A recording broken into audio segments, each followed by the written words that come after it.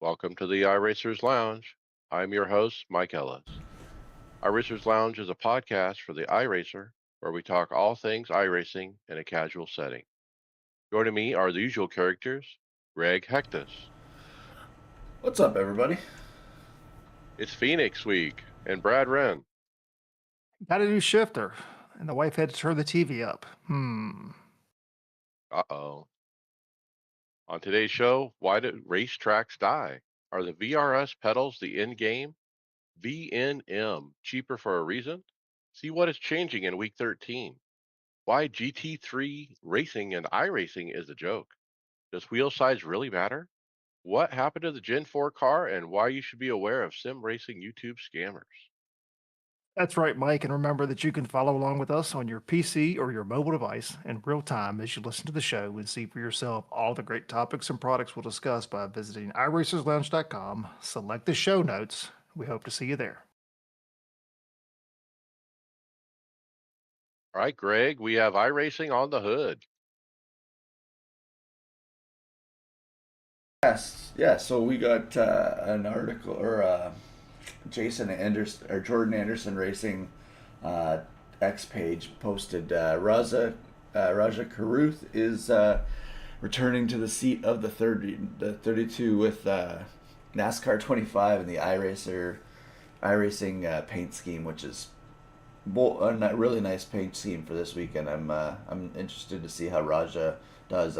I'm a really big fan of him on the in the or not Xfinity O'Reilly series. I really like that he's going to be piloting these cars.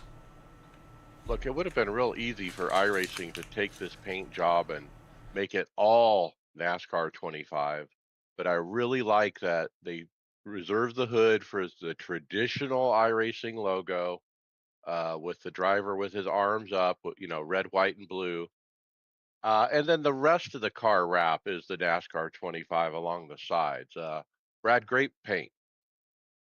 Yeah, no, it's cool. So, yeah, Raja's going to split his time this year between the 88 for Junior Motorsports, and then the remaining races he'll run for Jordan Anderson. So, yeah, I mean, I'm sure that there's going to be quite a bit of help coming from JRM in the prep of these cars. So, hopefully, Raja will do well. But again, look, like you said, Mike, it's nice to see iRacing on there. Raja is as an iRacer. It's where he started there before he actually got in the car. So yeah, glad to see some crossover there. And like you said, it's yeah, they could easily have made everything NASCAR 25, but look, at the end of the day, it's iRacing Studios or iRacing that's putting out NASCAR 25. So again, not a player of the game, but hey, the more eyes that get on it is the better for everybody. Look, The Raja, Okay, go ahead, Mike. I was going to say, I see him very active in the sim streaming on TikTok Tuesdays, Wednesday nights, on his off nights. He's one of the regulars, man. I go, especially late at night. He's in there running races, and you can catch his stream live on TikTok. I really hope that he can get the backing. I'd rather see him have some backing than someone else at JR Motorsports right now. But um, it's nice to see the NASCAR. I don't know if we've seen it on here. I don't know if we've talked about it in our chat, but did I see something where Dale Jr. was talking about that they're already doing a soundtrack for NASCAR 25? He's trying to find music for the next, or sorry, for 26 already. Yeah, I believe so.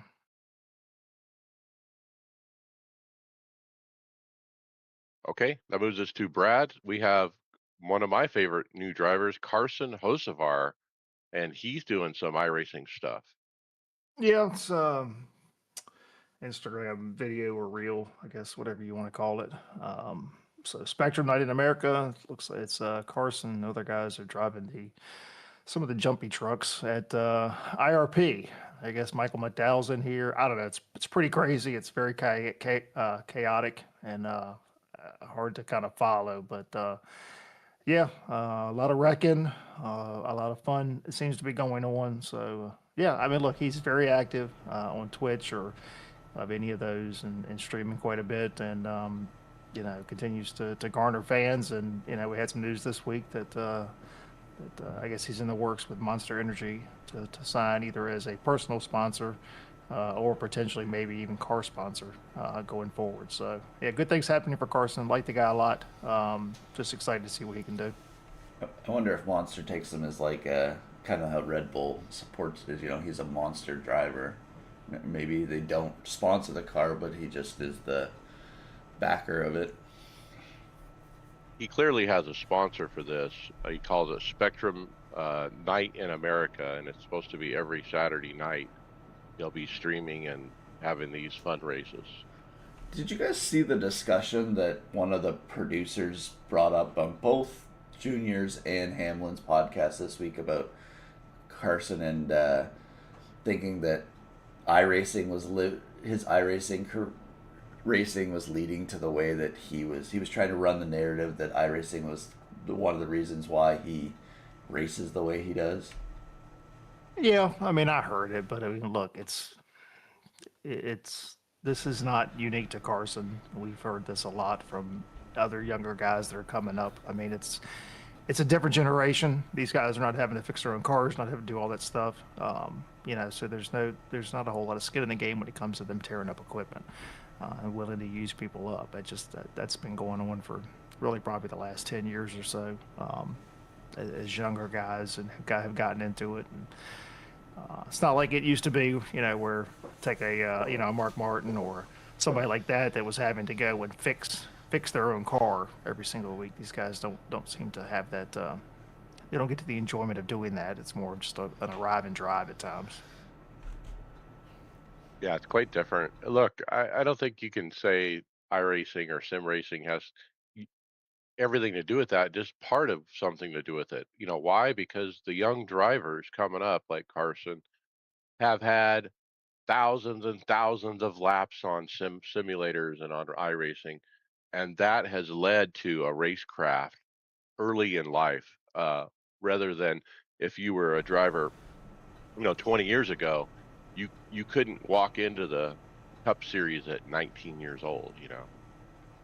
Well, and I know that Denny kind of was talking what Brad was saying there is these guys didn't have to fix their own stuff, and then Junior wouldn't let on his podcast wouldn't let them slander iRacing. He wasn't going to put up with any slander to iRacing. So, but Junior was Good. talking that it's a good thing that some of these guys go on, learn the road courses, learn the draft tracks. You're never going to get worse because you're doing it, right?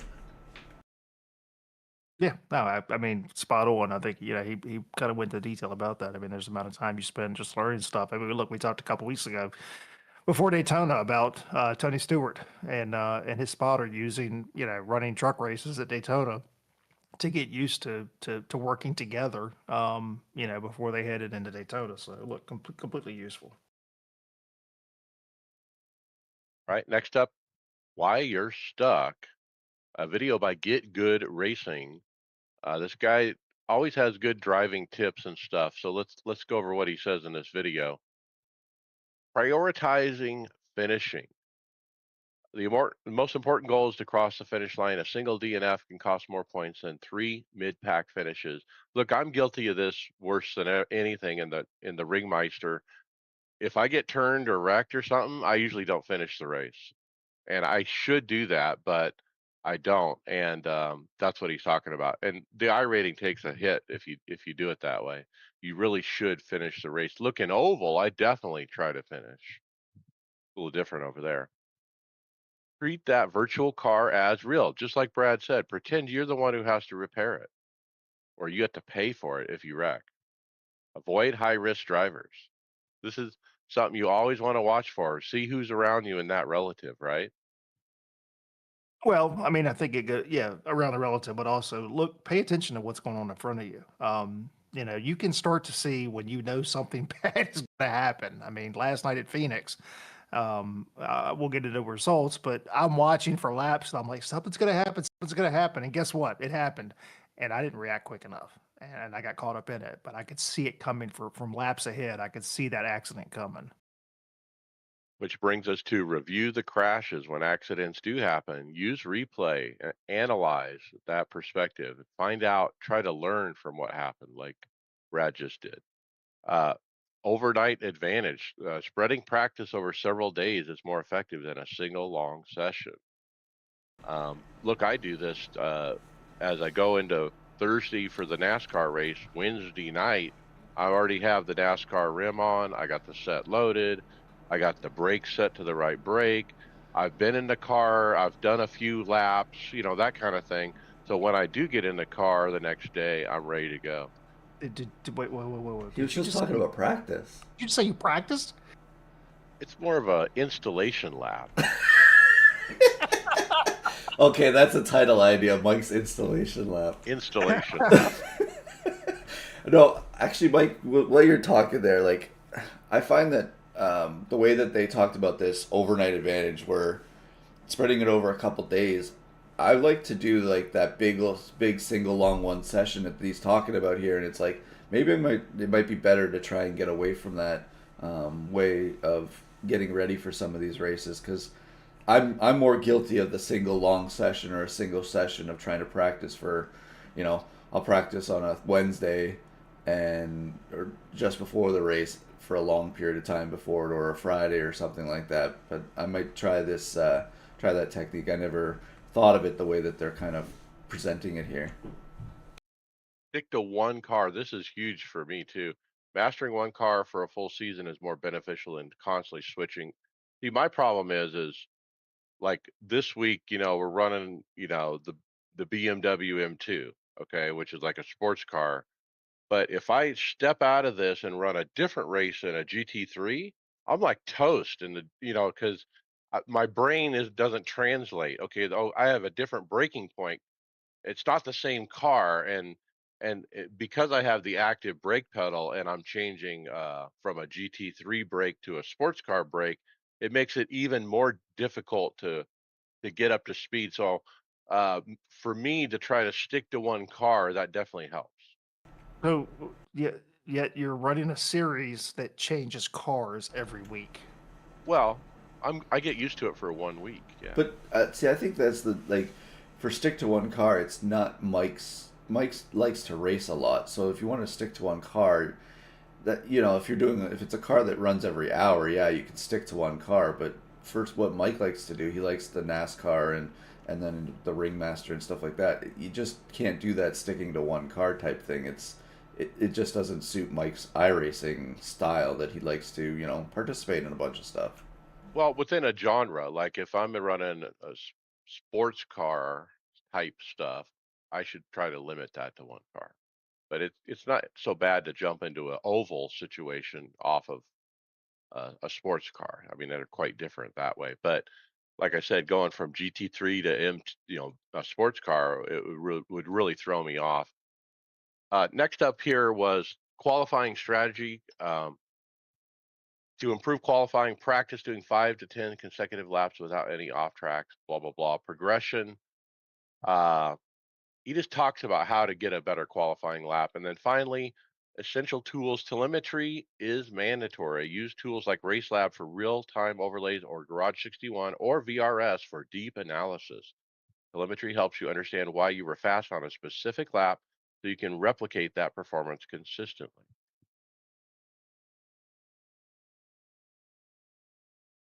I'll grab the next one, Mike. So I've got a video here from DJ EJ. Why racetracks die? 7 reasons. So he's talking about real tracks, but main reason I threw this in the script was we have all of these in the game. So that's one of the reason there.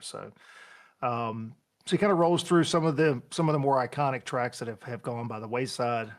This is a really cool video, I thought. A lot of video footage of the tracks, before, during, when they were active, and now since they're gone. But one of the first ones, urban sprawl. So the example he gives is Myrtle Beach.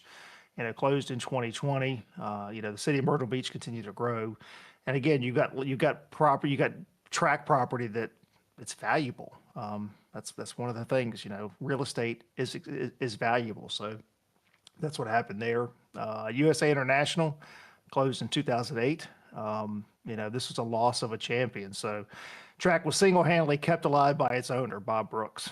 Well, unfortunately, once Brooks passed away, you know, there was nobody there really to had that labor of love for the track. Rezoning pressure, Oran Park Raceway, it's in Australia. So even as being as successful as it was, it closed in January 10, and you ended up with urban developments, got houses and stuff on it now. Financial mystery, Wild West Motorsports, closed in 2021.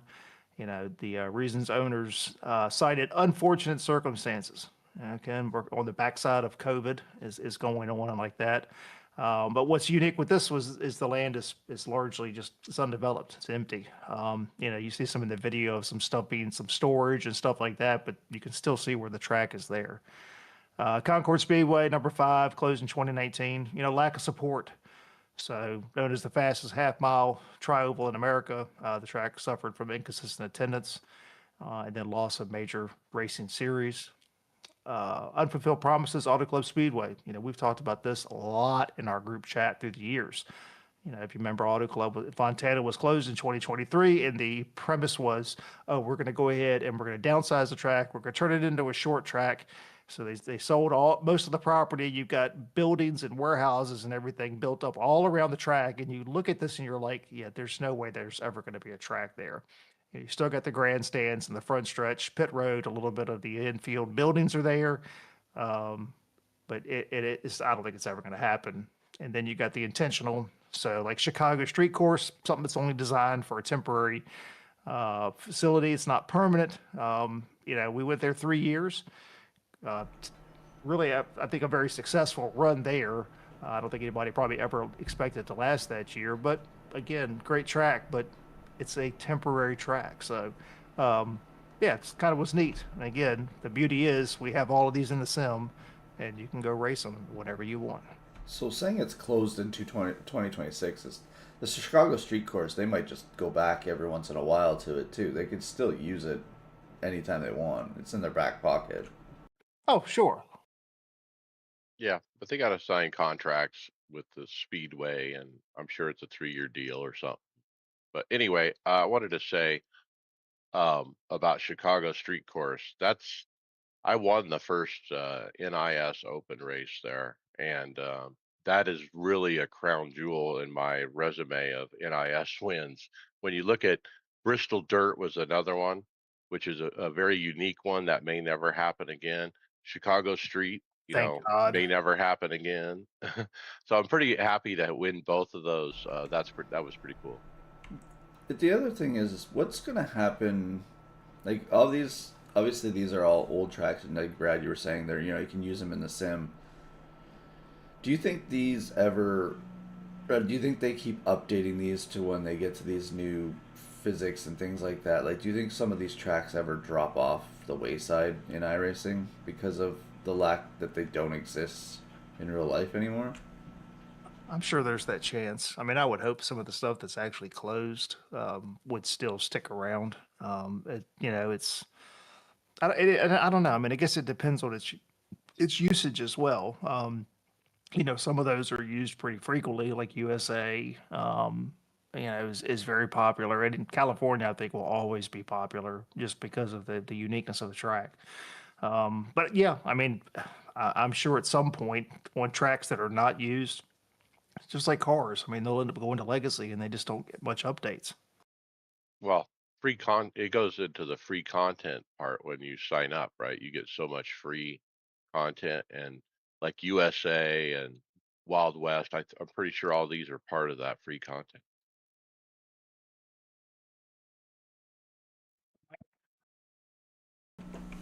So Bird D on X posted.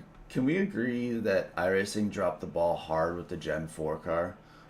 It's tight as hell. Steering is too responsive in a way, and the Super Speedway package is blasphemous of what it is trying to represent. I would rather drive the Gen 4 than the piece of junk it's that bad. It's an interesting Yikes.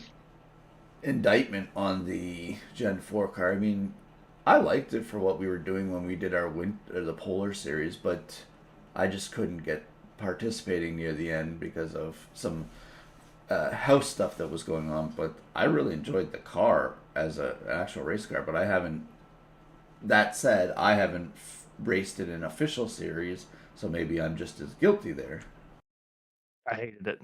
I hated everything about it. It's just why I didn't even run the winter league because the car was just it was miserable to drive. And then with the fixed setups being as horrible as they are, yeah, I just didn't enjoy it. And that's the God honest truth. That's why I didn't run in the winter series because I didn't want to sit down for an hour and a half, 2 hours and drive something that just felt like a chore. Yeah, I've officially given up on Gen 4. I mean, I used to be real let's go, let's go. I guess, this will be the new thing that we're all gonna run. But no, it never took off.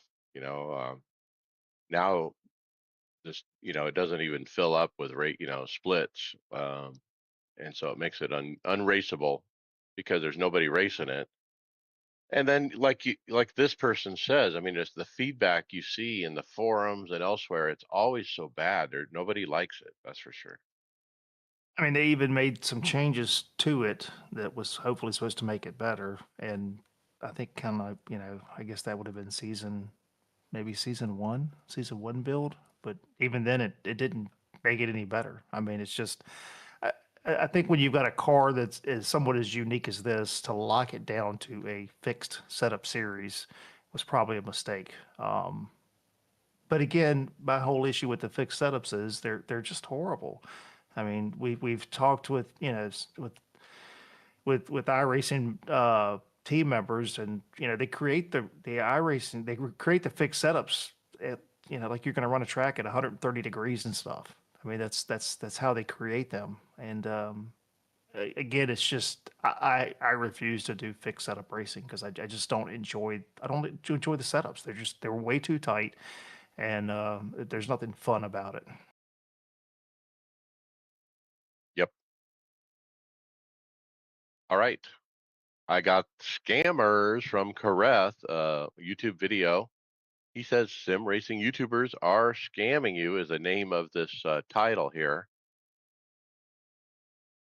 And he says the core issue is the deceptive AI channels doing brute force affiliate links, um, stolen footage, clickbait, and deceit. And so he's had this experience himself with the stolen footage stuff. They basically take their B-roll and review footage, from established sim racing creators like Boosted Media, Will Ford, and Kareth, and then put that with specific clips in an AI video. And so, what is the impact on the community? Of course, it's erosion of trust when you get new people who don't know who the established channels are, and they just are watching whatever they find in the search. So that could lead to erosion of trust as far as people trying to trust these YouTube reviewers. Uh, how to protect yourself? Community vigilance urges the sim racing community to share examples of these channels in his Discord or comments to help expose them before more people are misled. Have you guys seen any of these channels? I don't think I have. I'm sure I've come across them. Yeah, this was an interesting video. Like you mentioned, Mike. He's got he's showing one of them. Where they actually grab footage from Will Ford, they grab footage from him, and use that in their review. And look, he tries to give, I think, a little bit of grace here. If you're someone that's maybe not confident talking and stuff like that, I mean, some of these are clearly voiceover AIs, and he understands that. But again, the issue is there's nobody's actually taking the time to review these products. We've said before there's a certain group of reviewers and influencers that we trust here, and that I trust, and immediately when something comes out, or if I'm interested in that product, that's who I'm going to. My feed is filled with all kinds of stuff because I'll be honest with you, it's we're always looking for stuff. I mean, Mike, you and I are continually searching for content and stuff like that. So there's all kinds of stuff that we see, but you see them prop up and you see them disappear. I'm very leery about some of those that just don't have a whole lot of either they've got a lot of reviews, they've got stuff like that, but then I mean you can almost tell. I mean, it's like he says, you see all these AI generated thumbnails and all this. And it's just, I mean, you just, I don't know. I want to see somebody take the product, spend the time. One of my favorite reviewers who doesn't do stuff anymore is the Sim Racing Garage. It was Barry, probably I think one of the best reviewers, and he started in a time when hardly anybody was doing this. Will Ford's probably the closest to Barry when it comes to the amount of detail and the amount of time that he spends by the product. And those are the guys that I go to every single time because I trust what they say. Yeah, yeah, you definitely have to do your research and make sure. These next one are just kind of a quick hit of some season 2 build previews on social media. We got a beautiful picture of the TCR class, one of the Audi here. Anyway, beautiful car, but some of they really are talking about the overall ground up, comprehensive redo of the entire class. So key updates include tire tech, refined handling, real world systems, technical accuracy, drivetrain and power, physics and BOP. Greg, you used to have a car like this. I mean, how important is it that iRacing match up to how that car actually drives? Well, I mean, it's just this TCR cars. I'm trying to. I can't think of all the TCR cars that they're Like the just. I had the Hyundai, I had a Hyundai Veloster back in the day, but um, these performance cars are they remind it's all front wheel drive or all wheel drive. I'm guessing that Audi are they all front wheel drive? I can't remember. Yeah, I think they are. But yeah, I think they're anyways, front. I've never really run the TCR class. Um, I never liked the idea of the front wheel drive cars in iRacing. It's just they're not fun for me. But to have them have key updates, including the real world systems, technical accuracy, drivetrain and powertrain, and physics, and I don't trust iRacing and their balance of power, but we'll see how that goes because we're gonna have an article about balance of power. Like I don't know how the iRacing's balance of power hasn't been the greatest recently, so I hope that they get this right with the TCR. And I'm guessing there's probably obviously a good group of people that are racing these cars because they're getting this update. So obviously iRacing sees a need for it. The only thing it comes to mind here too is when they did the TCR cars initially, shouldn't have all this stuff just been perfect to begin with? Why does it all have to be redone? I mean, Well, I'm sure there's been some changes along the way as far as in the real world motorsports. But look, I think the game continues to evolve. I mean, there's things that they continue to add that. I mean, what tire model are we on? Why then just release the best one when we started what 15 years ago? It's a continual evolution. That's the one thing about iRacing that I enjoy is because every 13 weeks, guess what? We get an update. Every 13 weeks. And it's not like just get a little patch. Oh, we're going to adjust this and we're going to adjust this. No, we get a nice big update. We get new content. We get a lot of fixes. Um, that's the one thing. It's a never, it will never be complete. And that's the one thing I like about it. I don't ever see iRacing, rubbing their hands together and saying, yep, we're done. Y'all have fun. I just don't think it'll ever be that way. Well, that would be a killer for iRacing if they said they're done. That'd be it. no, I like that. I like that they're at least refining what they've done in the past. Let's make it better. Let's make it more perfect, right? So moving down the list, guys, we have pictures of St. Pete.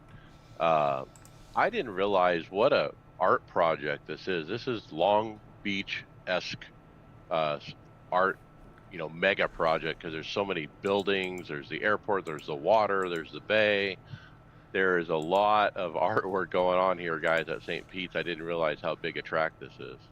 I'm excited for this track. I actually, I can't wait to get this one and run some laps in the IndyCar there. But it just sucks that it's just behind the actual schedule. It would have been nice to run that as the opener for the IndyCar season, but hey, we got it for next year, I guess. And then Brad, they have the Dodge Ram with the big old RAM on the front. Looks pretty good. Yeah, yeah. I mean, we get that. It's just not attractive. It's just what it is. It's a personal preference thing. So, but yeah, that'll be out next week. So yeah, everybody, as you log into iRacing, you launch the UI, you get the nice little bulletin up top that you can't get to go away. Can we just please get a button that says I've seen it, acknowledge it, go away? No, it's going to pop up every time I launch the UI. But yes, update next Tuesday, 8 a.m. Don't worry, just so you know exactly when it's going to happen. And iRacing will come online and then at some point go offline again and then come back online again. It will, and somebody will question what happened to iRacing. I don't understand. Where did it go? All right, next up we have a Instagram post from Outdrive GP talking about Max Verstappen. He says when Max is not on the track, he's still working. Sim racing is where he sharpens the details, braking points, throttle control, small changes in grip. It's focused practice without the limits of track time or the cost of mistakes. This was pretty interesting post. So if you click through it, once you get past that one, you actually start to see some of the hardware that Max is using. So he's using the steering wheel. We've got Precision Sim Engineering LMX1. Ooh, Um, that's a beauty. yeah, it's a beauty.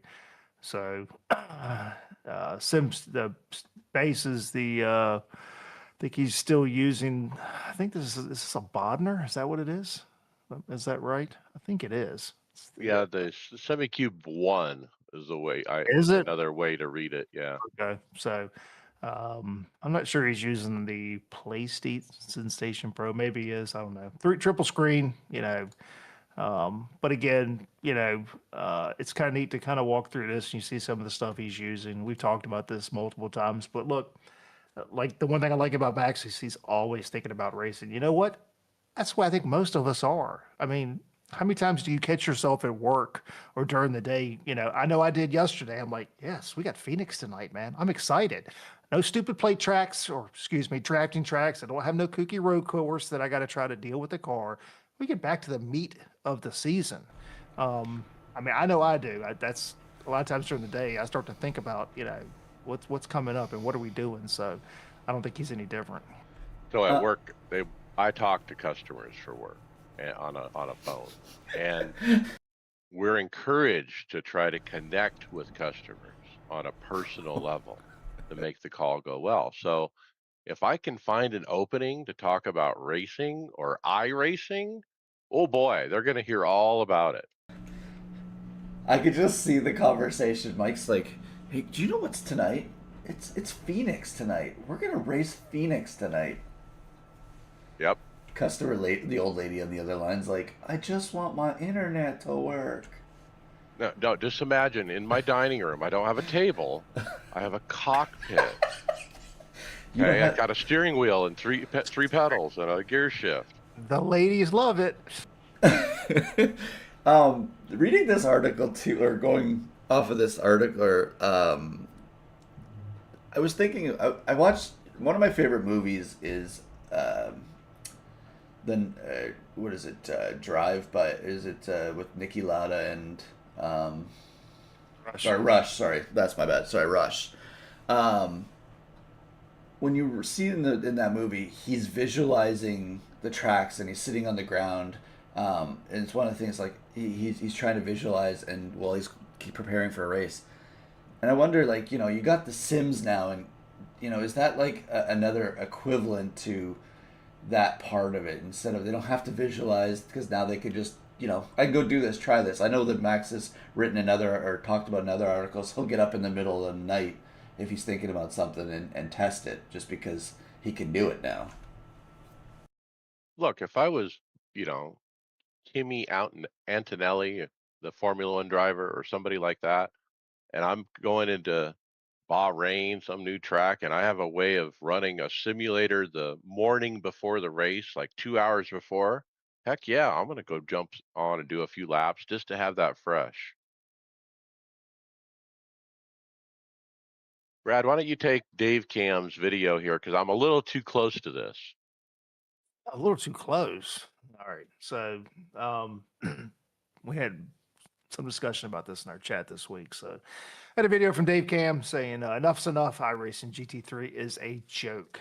So, Dave expresses frustration with the current state of iRacing GT3 bouncer performance, or what we'll refer to as BOP. So the Ringmeister was at the Nordschleife this week, and then he argues that the extreme lack of balance between the cars has made the category the category a joke. So the BOP problem this week is Mustang dominance. Dave knows that the Mustang is overwhelmingly dominant with almost all the top practice time set in it. The Audi experiment. So to highlight the discrepancy, Dave chose the Audi, which is really almost an unused car now. The car he described as being opposite end of the spectrum, largely ignored by other drivers. Large pace disparity. So Dave found a massive 6-second difference in lap times between the Mustang and then the Audi. So, and in regards to the race experience, handling struggles, decided to start from the pits, and Dave describes Audi as having zero front end, suffering from unpredictable handling, shifting from massive understeer to snap oversteer. Survival of the overspeed, throughout the 3-lap race, focus on consistency and trying to avoid incidents. He did manage a 15th place finish with 0 incidents. So the criticism that Dave's got of iRacing says he's stepping away because one car often dominates the entire GT3 field. Thinks that Dave announces that this may be his last GT3 race for the foreseeable future. There is some developer accountability. Dave does kind of slam the developers, stating it's pathetic that Major Simulator cannot get BOP right for its most popular class. Said that the achieving a reasonable balance of performance should only take a day of dedicated testing, and he blames it on laziness and marketing. Speculates that the poor balance is either due to developer laziness or tactical move to force players to buy the newest and fastest cars. So, look, I understand his frustration, and this is the problem when we typically only get BOP adjustments for special events.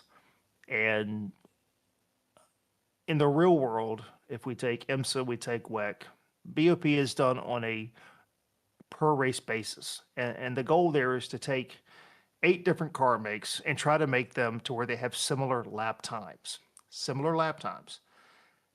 And you make adjustments, whether it's power, weight, fuel, whatever it is, those are the adjustments that are made.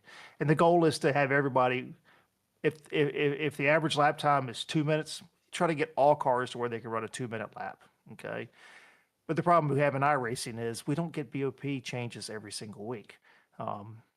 There are cars that will inherently do better on different tracks, and I'm okay with that. The problem is, though, is each week it seems to be a certain car, or what we call the meta car. So we go back to Daytona. The BOP for the Daytona 24 hours was ridiculous. The Porsche was stupid quick on the GT3 side, absolutely stupid. Fuel was ridiculous. The handling was ridiculous, and it's frustrating, and I get it. But I don't know if we can expect them to have to do BOPs every single week. That to me is almost asking a little bit too much. But I think in a case like this, though, it's even harder because you're going to just a single track. Okay, you're going to take the class and you're going to throw them at the Nürburgring, and you're going to say, "Hey, run for a week." Well, yes, but I don't know. I think it's asking a lot if we're going to expect. I don't want to. The one thing that I like about GT3 racing is each car is different and it's unique. The last thing I want to do is have it turn into a NASCAR series where we have 3 different makes. It's all the same physics. That crazy. That's what I don't want. Brad, is there a possibility with all the technology that they're coming out with, though? Could they not write? Like, we talk about AI and all this stuff. Is there not a way that they could write a program in the background for their thing to test this car using a generic driver, like they use AI and stuff like that for thing, and then get the balance off of that somehow closer? I don't know if that's possible or not, because I know, when you run that kind of stuff, does it run it completely correct for each car and the driving style. But even the thing is, if someone's trying to test for BOP, how do you get the person? Say they start off the week testing the Mustangs BOP, and then they run through all the GT cars. Well, you're going to get better as you go as a driver through each car you drive. How do you get that as a person, as a human being? How do you get that consistent um, consistency to it? So that's why I was wondering if there's a way that maybe they can, is something they can design that would, quickly run and fix it for themselves. I don't know. I mean, they look. Daytona's a perfect example. They got it wrong. iRacing got it wrong, but look, the real world gets it wrong too. If you look at the first probably third of the WEC season in 25, the Ferrari and the GT in the hypercar was stupid fast, stupid. So they made some BOP adjustments, and then what do you think Ferrari did the remainder of the season? Screamed and yelled because they were neutered. They didn't have any speed. Again, I think it's look, it's hard in the real world, and if the cars are going to be modeled to the way they are in the real world, I think it's difficult here as well. Look, for me, I can jump in any car, and my lap times are probably not that different. That's a skill issue. At the high level, yes, there are guys that can take and get the most out of every single car. The other problem I think you have is someone as soon as somebody thinks, oh, the Mustang is the meta car for the week, what happens? Everybody jumps in the Mustang. So that skews it even more. So I went to irstats.net and I looked at the most popular series, and Ringmeister is seventh in the list with average splits of 4.5 with an entry list of an average of 119 people. It's one of the most popular series on the service. Okay. Like it's usually Mazda and Ringmeister have the biggest numbers, sometimes Draftmaster too. But look, it's super popular. And if you're going to put the GT3 cars in this very unique series that switches cars every week, you better take a day and balance the power for that particular track. At least take a stab at it because, like I said, I'm kind of close to this because I ran the GT3 that week trying to win the race, and I got second twice. And guess who won? What kind of car won when I came in second? A Mustang. So I feel like, it hurt me because I was in a Ferrari. I'm not willing to buy a Mustang, so I tried to make do, and I couldn't win that week, and it kind of bugged me that I couldn't win in the GT3. But when I saw Dave Cam's video and he said, "Oh, guess what? The Mustang's 6 seconds faster." I had no idea. Look, I'm very naive to this kind of stuff. I mean, I would never know. I would never go looking at the numbers and see which car is faster or Well, however he figured it out. well, there's actually also Mike.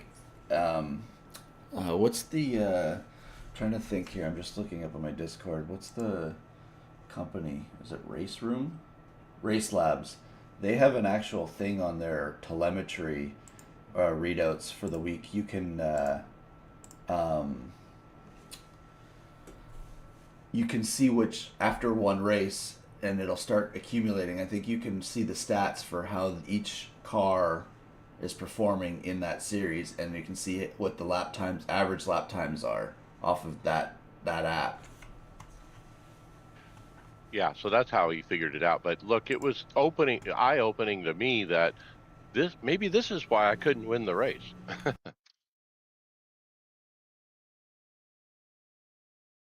Okay, Is Brad, we got changes to week 13. Yep. So this kind of came out of blue this week. I didn't see this one coming, but so yep, got a post from iRacing to reflect customer demand. iRacing will be adding a substantial amount of new rank series for week 13, starting with the end of 2026 season one. In addition to some of the previously existing rank series, some of the new rank series will be added for the following cars. On the oval side, you can have the ARCA Menard Series, late model stock and mini stock, sports car, BMW M2 Cup, Toyota GR86, and GT4 class. Formula car, you're going to have the FIA Formula 4 Super Formula Lights in the Indy NXT. Dirt Oval, you'll have the Dirt Mini Stock 410 Sprint Car 358 Modified. And then Dirt Road, you're going to have the FIA Cross Car and Pro Light. So, as we know, week 13 is just kind of typically a chill week.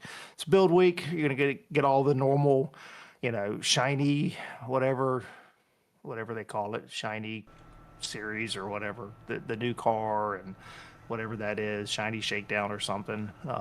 I don't do a ton of stuff on week 13. For me, it's kind of a chill week. Now that NIS is running, though, of course, I still run the NIS. But yeah, I don't typically touch really anything in week 13, especially anything that's ranked. Ain't touching it with a 10-foot pole. No, thank you. Not But gonna. look, back in the day, that was what we did, Brad. But remember, you've come back after an absence, and we have iRating split by sports car, open wheel, oval, road.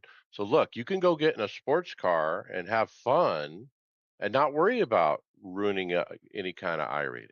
I, I get it, but for me, week 13 is kind of it's a pause week. I, I try to take a break. That's really what I use week 13 for, is just to kind of take a break. I That's thought smart, I actually. thought the one reason that they got away from a lot of these ranked series too is to iron the bugs out of the stuff during the week so that you're not penalizing someone if there's a major bug in something because of, something's not working or whatever. Like, is this going to deter people from running certain series in week 13 too? Because we also, I think they also used to have the ranked part too for this series, because anybody that was trying to get when you used to only be able to rank your license up on week 13 before they did the advanced, the fast tracking. You could, this is the week where you'd be hammering iRating or hammering safety rating to try and advance your license. But I just thought that they got away with it, or got away from it, because they wanted, when they were testing stuff and running new stuff, they didn't want it to like penalize anybody. Yeah, but we're not breaking stuff like we used to when they put out these builds. It's usually pretty solid. So I don't think that's really a problem. And these are 1 week championships. That's it. Okay. It's over after 7 days. So it's not that big a deal, I think, if something went wrong, with one of the builds and it messed up the 1 week championship. Look, this is usually an off week for me on Ringmeister. So what would I run in place of that? Now I might try this Toyota GR86 or something like that. It switches tracks every day, so it might be fun just to see where you land in points, and just run them one a day or so and see what happens. No, Because I don't care about my I rating on sports car or formula at all. no, Yeah, my I care about my sports car I rating. That's the Oh, problem. okay. I do care about it. Now my question is, does it give? Is my division? Did it start in week 1? Is that what division I'm going to get put in for week 13? Could be. Maybe they take your I rating from the last week 13 and use it, because that makes perfect sense. Okay, Greg, we got new content confirmed, sort of, a Fiat. Is it speculation more than it's confirmed just because it's here? Like, Well, it's in iRacing Arcade, so that obviously means it's coming to iRacing, right? yeah. So there's a post here in the forums by, is it Jeff Jacobson, just showing the Fiat 500 on iRacing Arcade here. Obviously, I think that's one of the starting series. I have not purchased it. I don't see the value in how much it costs right now, so I will refrain until it's on sale on Steam if I'm gonna purchase it or not. But yeah, so maybe we're gonna get a Fiat 500. So would that be a rookie series? Maybe. Well, look, iRacing has to have a license to be able to put this in iRacing Arcade. They had to go to Fiat, get a license, blah blah blah. So if you imagine they're going to do a deal with them, wouldn't they say, "Oh, hey, we want to get you on iRacing too"?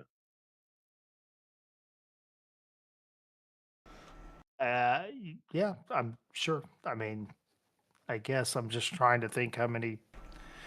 How many Fiat 500 racing series are there? Will Justin fit in that car? Justin's pretty tall to try and fit in that car. It would need like the moon roof where like he can stick the head out, and be looking out. Had to get him had to wear a closed face helmet. It's David's new series.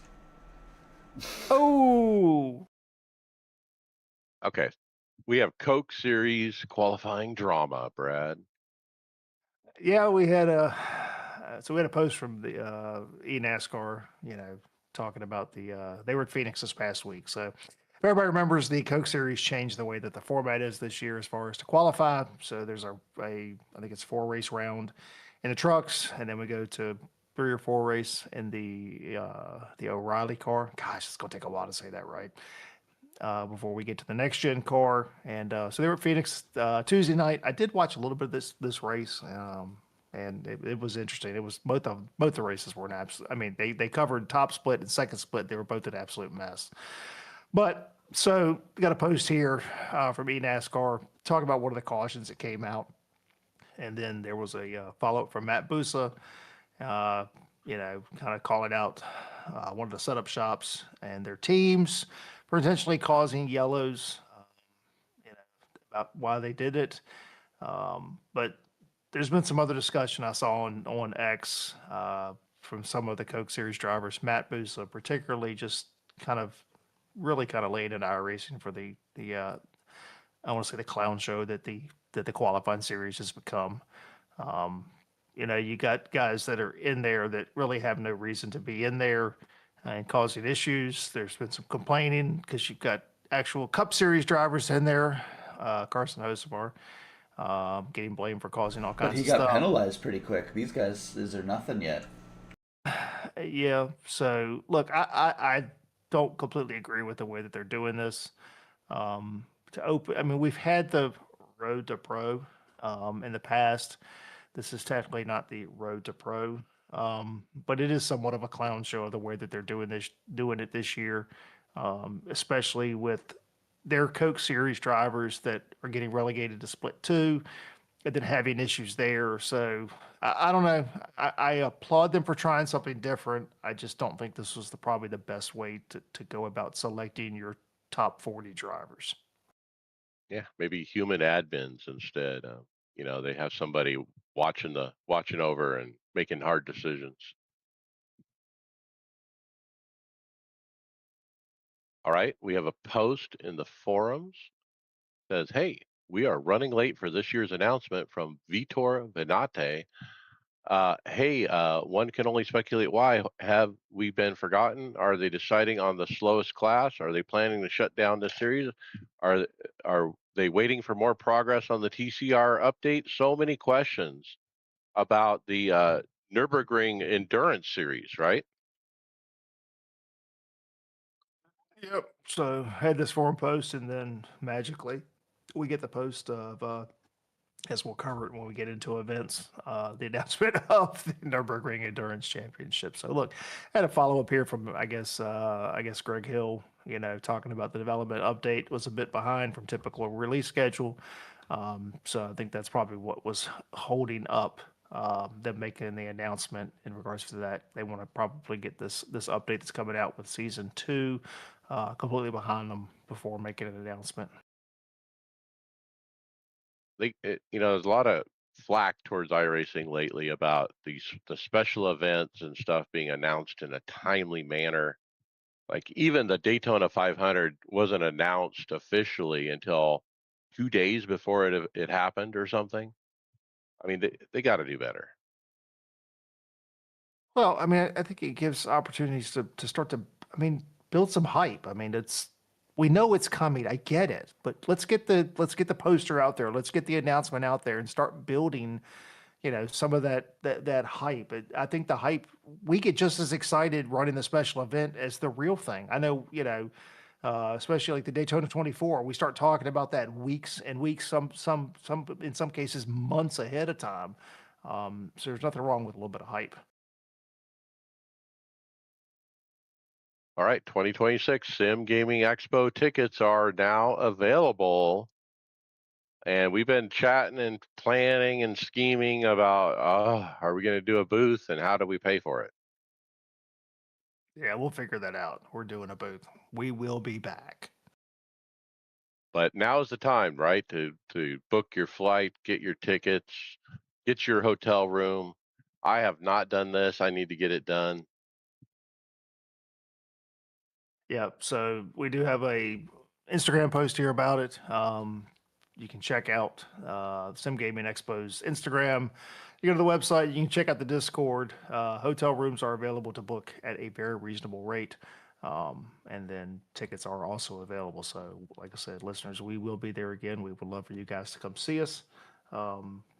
He's written, he's locked down more space this year, so expectation to be even bigger than what it was last year. Last year was absolutely fantastic, so really looking forward to it. And I'm sure as we probably get a little bit closer, we'll get Jorge on here and get an update from him as well, and see how things are going as we start to get closer towards September.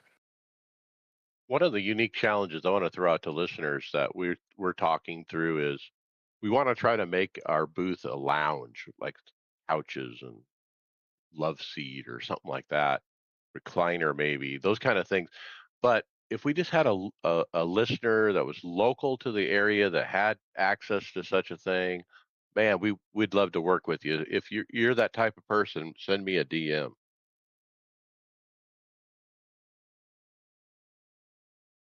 So that switches to Sim Racing Expo in Charlotte. Yep. So May 22nd through the 24th, got a couple announcements this past week. The Skip Barber series will be there. So um, yeah, so from sim to real, nothing easier with our newest exhibitor. So the Skip Barber Racing School will be there in Charlotte. And also had an announcement that 3Giant Software will be there as well. So 3Giant Software, known for their farming simulator, and then also Project Motor Racing as well. So glad to see that they'll be there. Hopefully do a little bit better with the farming simulator than they did at the gaming expo, and we'll see. But I know Greg was super excited to know that they were there, but was a little disappointed in what showed up. I was disappointed on both of their aspects for it though too. Like oh, there wasn't a great showing for their project racing game too. Or probably Project Motorsports. It was basically an underwhelming booth. But hey, it's the first year. I I, I don't maybe they'll have something more elaborate this time. But it just kind of was a little bit underwhelming. Yeah, I Especially want. sorry, Brad. So especially since it at the Sim Gaming Expo, there are peripherals for the farming part too. So why not get the companies that make the farming peripherals involved with you, so you can showcase that, have them on a rig, and have triples. Like it all works the same way with Farm Sim as it does with Sim. Like you can run them on anything. So I don't understand why they didn't do that. I want to crawl up in a John Deere simulator. That's what I want to do. And then we have the MEC Mech Round 2 Sebring 6 hours. Yep, so that's this weekend. So a couple of us are running that, and I know Dave and a couple of the guys are going to run in the GTP. Myself and the Williams will be running in the Merc. So looking forward to that. This will be the second race for them. First one was the 12 hours of Daytona, 8 hours of Daytona. Maybe it was 8 hours.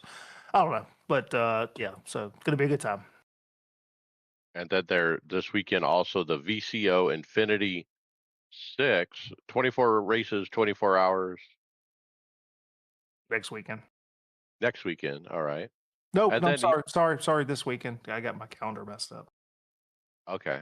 Yeah. And so I kind of want to just watch that and see what it's all about. But and then here's the aforementioned Nürburgring Endurance Championship finally announced. Uh, and so it's going to be all kinds of dates here, basically starting March 21st, 22nd, running through November 7th and 8th. These are 4-hour events in GT3, P Cup, GT4, TCR, or the BMW M2. Now, dude, I was thinking, this would be perfect for me. I love Nürburgring, but I am just falling out of the seat by the third lap, guys. In 20 minutes in, I am sweating like a pig. I'm done. I'm ready to walk away from it. I can't imagine trying to do an endurance race there.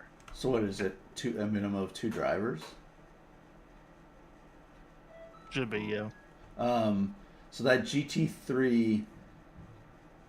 So is that what they're doing? Is GT? Is it all those at the same time? Yeah. Yeah. So it's not the GT3. It'll be the Mustangs and then every other car in the series. Yeah, you Yeah. got GT3, you got Cup, you got GT4s, you got the TCR class, That's and a you got lot of classes on there. yeah. So, Mike, maybe it's time for you to go ahead and invest in that cool shirt, buddy. Oh my god. Maybe. Looks like the July event is 6 hours while the rest of them are 4. I don't know why. Um, it'll be interesting to see 4 hours. Like I know they have the 24-hour race, but 4 hours. I've Mike. I didn't put any results on it, but I got wrecked out of running the Corvette at the Ringmeister last week. I was trying it one day when I was on. I just wanted to see what it was like. So, but it'd be 4 hours is a long time at that track. Yeah. All right. And then this week in iRacing. Yeah, we've got the NIS is at Phoenix for week 4. Also, IndyCar second week of IndyCar will be at Phoenix as well. The iRacing Grand Prix Tour, so that's the F1 car, starts week 1 of 24. Will be at Phillip Island Circuit this week. Then you've got the Dirt 410 Sprint car along with Dirt Super Late Model, and the regular late model is back in rotation this week. NASCAR Modified is off. Podcast housekeeping. Leave us a review on your favorite podcast platform to make it easier for more listeners to find the podcast. Please mention the podcast to your fellow drivers so they don't miss out. We would appreciate it. Check out our Discord, get involved in the discussion. You guys would have got some close-up views of my new dash, my DDU dash from Sim Sport Gadget. Just love it. It is premium. Our website is iRacersLounge.com, where you can see the show notes. You see what we see. And then we are in regular rotation at Performance Motorsports Network. Get your merchandise at iRacersLounge.shop.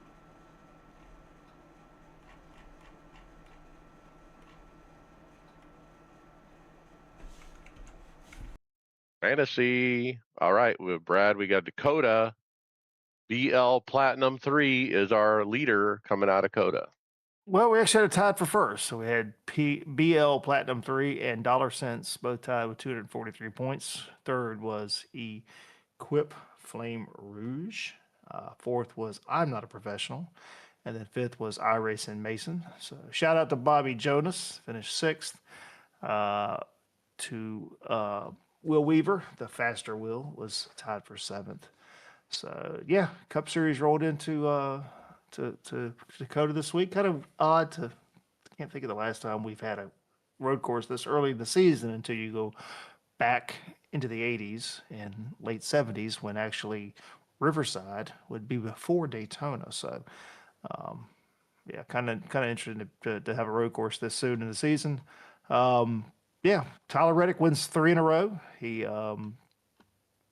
beats SVG, which I think Coda, we might as well say, on the Cup side is SVG's kryptonite. He can't seem to get it done there.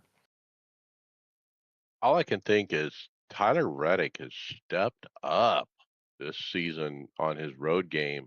Look, he didn't have it for SVG last year. So he's done something over the offseason. Look, he's got Keegan Leahy over there at 2311 Racing. Remember, Keegan was from the Coke series. He came in as a driver coach slash sim driver, whatever he does.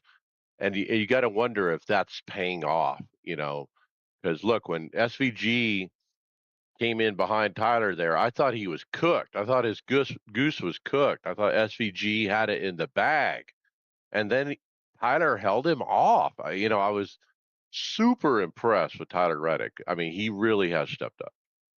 Yeah, I mean, actually, I think I ran it out to about a 6 second or so lead there towards the end, but Yeah, Coda just seems to kind of elude SVG. He won, on Saturday in the Raleigh Auto Parts car. But yeah, Connor Zilic had a good run. Just kind of felt like there was every time he started to make progress, he'd get turned around, spun or something. So yeah, interesting to get the road course out of the way pretty early. Now we'll start to get into the meat of the season as we head to Phoenix, Vegas, Martinsville, and yeah, kind of get to the regular stuff. Then back to Talladega, and then we'll hit some of the mile and a halves. But yeah, so as we head into Phoenix this coming week, I don't know. I don't know if Reddick can get it done for the fourth time in a row. I think he finished maybe second here last year, so I'm sure they got a good car. Look, momentum's everything in this sport. Everybody knows that. You get on a run, and if you think about last year, this is where was it Seabell, from Coda on started won his three in a row. So, we'll see what happens there. Phoenix, I don't know. It's hard to go against Penske. Penske's typically the strong one at Phoenix. Does Blaney get the W maybe? Yeah. I wonder where Joey is. He's just nowhere lately, it seems like. But yeah, they're really good there. Joey always wins at Phoenix a lot. Look, is it time for Coda to go off the schedule? I think that's a lot of discussion this week. I mean, we've gotten rid of the Roval at Charlotte. We talked about, hey, we need to get back to 2 road courses a season. Watkins Glen, Sonoma, maybe they alternate. Brad, you said maybe we do Watkins Glen, Sonoma, and alternate on a third amongst a few different road courses. Yeah, I mean, I don't know. At the most, I think four is too many, or is enough, I guess. Would prefer to go back to three. Look, I mean, NASCAR, it's an oval series. It's primarily been that forever. I'm not saying we can't run a road course, and I'm fine with that. But when we were running what 6, 7, or whatever, just way too many, way too many. 15, 20% of the schedule does not need to be road courses. That's an issue. Well, the worst part is the sim's not really accurate to the speed of the road course as well, considering some people were running 6 or 7 seconds faster than the actual cup cars were running at Coda. Well, I think some of that has to go with the scan as well. We've got probably an older scan. There's been some repaving. There's some sections I'm sure that have weared. I mean, look, it's like Atlanta. We talked a couple weeks ago at Atlanta. It'd be nice to get a rescan of Atlanta because Atlanta is starting to age and is turning into a handling track. It's not exactly like it was, the version that we've got. So that's the struggle I think that iRacing has is how do you keep tracks up to date when there are such huge changes in the mix as well with the tracks themselves, whether it's asphalt or weather or whatever. That's where my 1 year degradation gets added to each track every year. 1 year of asphalt wear. So, all right. So as we head out of Coda, again, we're talking about points this year, guys. We don't have the silliness of winning in. So, looking at the iRacers Lounge podcast fantasy league, we've got Race Addict in the lead with 632 points. Shout out to Bobby Jonas up to second with 598. The road guy, Mr. Penguin Racing, that'd be William Westbrook, in third with 594. And the Faster Will is in fourth with 593. And then fifth is BL Platinum 3. And yeah, so we'll see what happens after Phoenix.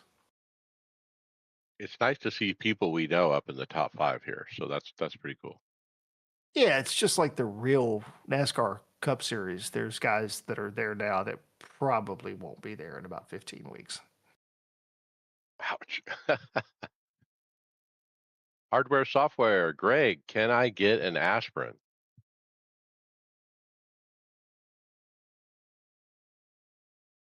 Yeah, so what is this? Fraxim posted, uh, I guess it's a video.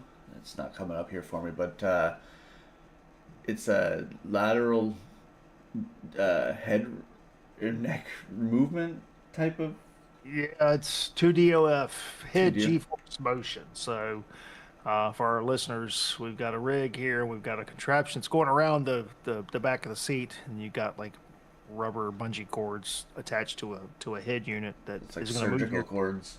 yeah, it's going to move your head left or right depending on what's going on with the car. Um, you know, we saw something similar to this back in the sim racing expo in Europe in VR, but they actually had with all directions, both lateral and forward and back, I guess. Well, this is going forward and back. If you watch the video, you can see the contraption that you talk about actually Yeah, does move forward and backwards as well. It kind of moves like a printer.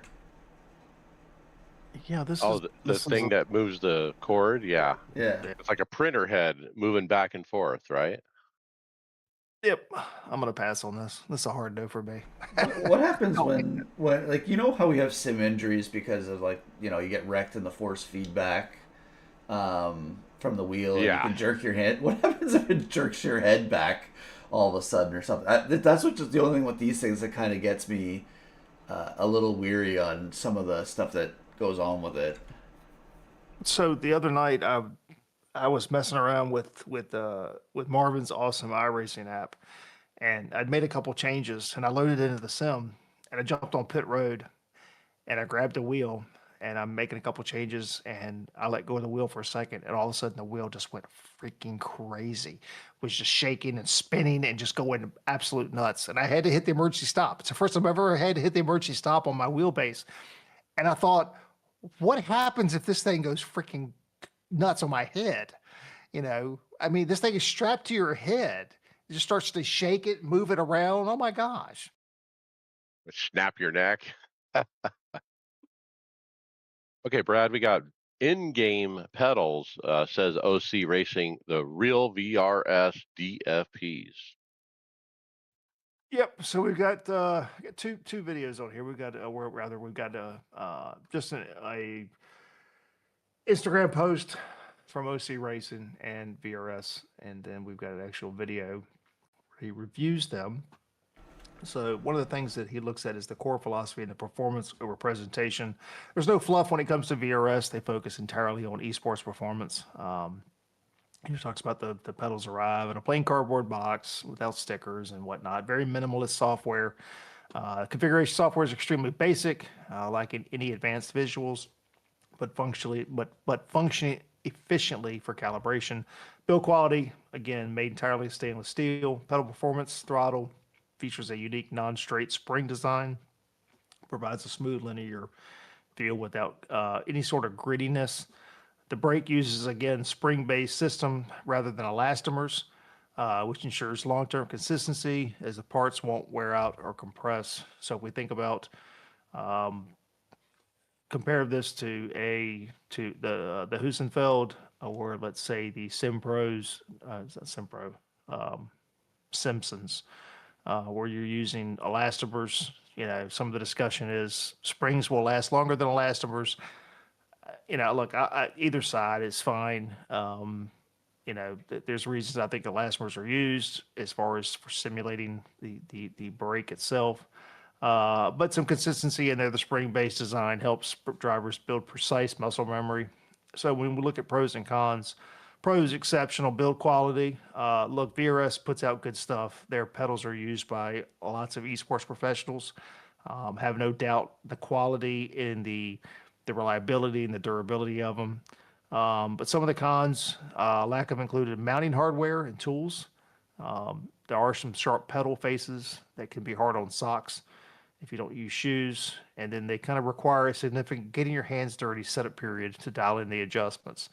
Ultimately, the VRS Direct Force Pro pedals, they're priced around 650 for a two pedal set, which is actually very cheap when you're looking at a high end pedal set. And I would put these much higher than a Simpson. I would put these probably right underneath the Husenfelds. But he did kind of feel that some of that lack of the extras was disappointing.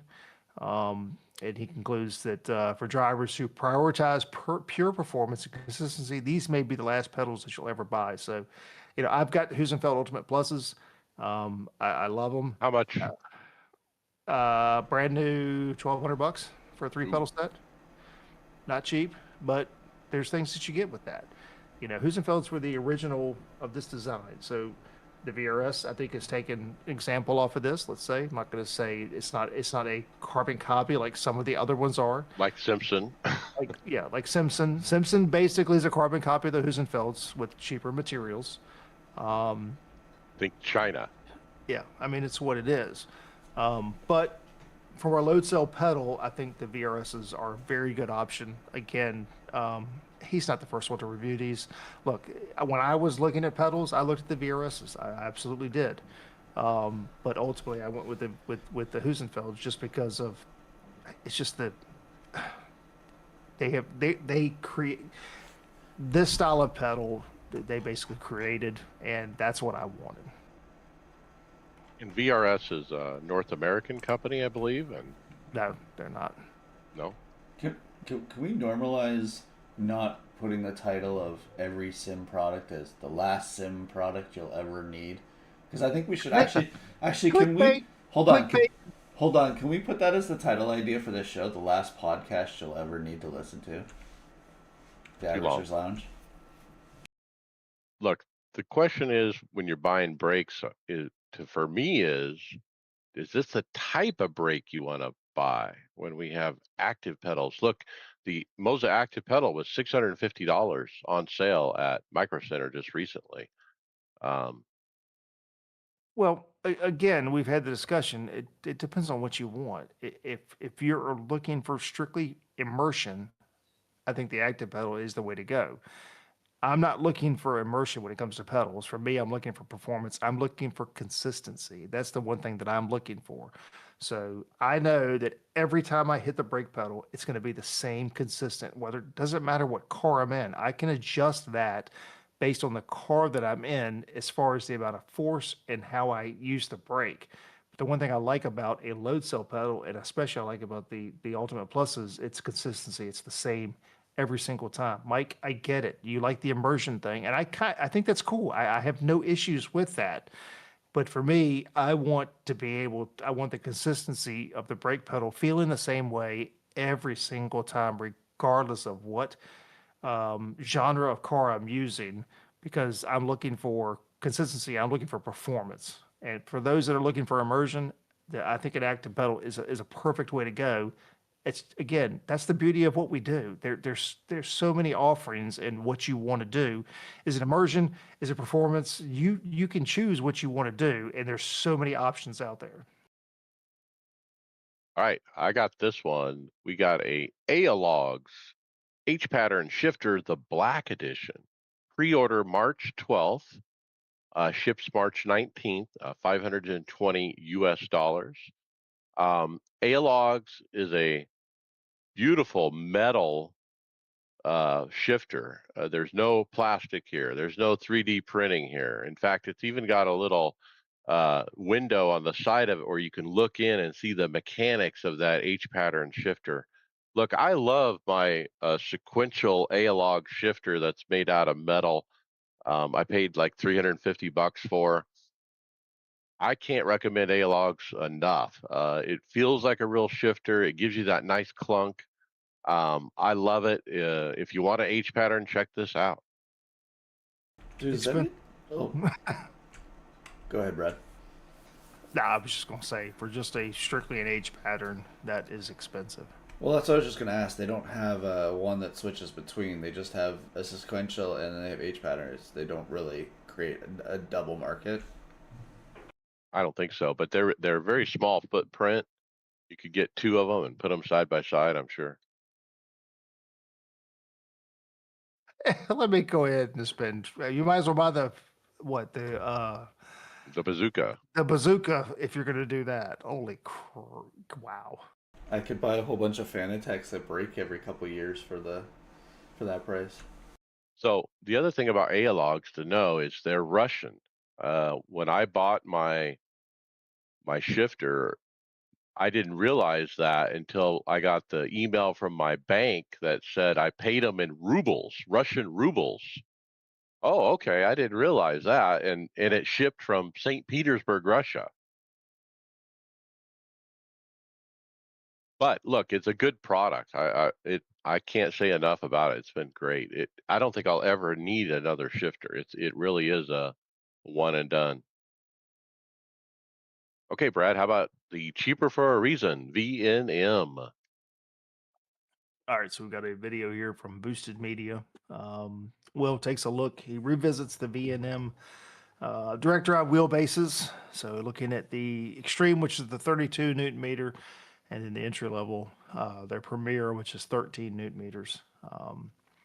So thinking about hardware and pricing, the Premier 13 newton meter comes in at 600 bucks. The Elite, which is the 18 newton meter, 770. Supreme, which is 25 newton meters at 1040, and then the Extreme at 1330. Look, we talked before when you just do a strictly a newton meters per dollar, V&M is your best bet. I think probably similar to VRS. I think they're kind of close, but almost V&M is going to probably be almost the cheapest when it comes to newton meters per dollar. Build quality. So he says the hardware remains robust, very high quality. As far as extras, all models come with an emergency stop button as well. So software updates. He said the interface has improved. We've talked before that some of the conversations have been in regards to B&M software seems somewhat minimal. Just not very flashy. But again, I don't know. I mean, it doesn't. Yes, we like things to look good, but does it work? If it works, so be it. So one of the things that V&M has been known for is their telemetry input control. So this is being able to allow users to balance the traditional direct input and the telemetry based effects that they have.